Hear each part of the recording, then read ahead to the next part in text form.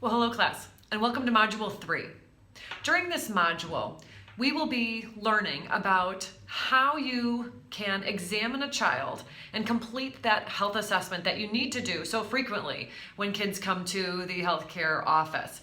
You see them very frequently, 2 months, 4 months, 6 months, 9 months, 12 months, 15 months, 18 months, 2 years, 3 years, and then every year after that. And how you conduct that health assessment is much different than it is for an adult client. An adult comes in, you have them sit on the examining table and you go in a head-to-toe pattern. Well, it's not so easy so many times for examining children. They're squirmy little folks, they are fearful, they have separation anxiety from their parents. So because of all of these reasons, we need to do things a little differently when we are examining children. So we don't follow the head-to-toe pattern until adolescence. And then sometimes we still have to change things up a bit.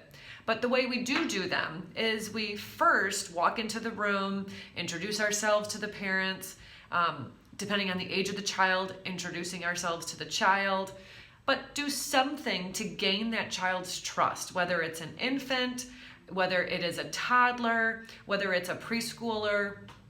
Preschooler, you can comment about something they're wearing or a toy that they're holding.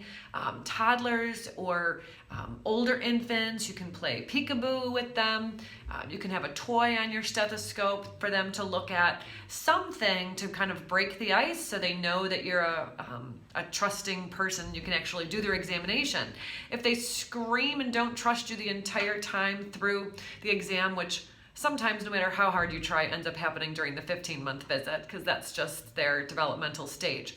But if they scream through the entire exam, you're not going to be able to hear their heart sounds very well. So you want to take a few minutes and get to know them and let them get to know you first before you do the exam. Other things that we do is we progress through. So we first will inspect the child by just looking at them, and then we'll move from things that are just like auscultating, listening to their heart or lungs, and then moving to those things that are sometimes a little bit more challenging to do, like looking in a child's ears. They have to remain very still or you can injure them. So we may have the parent do a restraint, or we call it just a nice hug, and so the parent can be the one to hold that child and keep them still. Also, we're talking a lot in this module again about communication and how we communicate with children.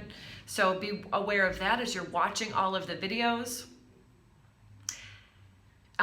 During each of the videos, you will watch and see how the nurse is interacting with different age groups. So pay attention to that because that's really important. So a lot of your exam questions are going to be on that, how you interact with a pediatric client, because it's much different than an adult.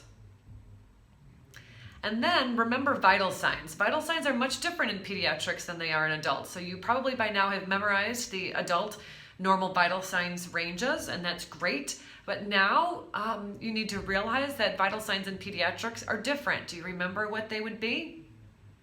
Well, the heart rate is going to be higher or lower than adults? Higher, that's right. And the blood pressure, is that going to be higher or lower than adults? Lower. Very good. So that's about it for this module. Have a great week. Bye-bye.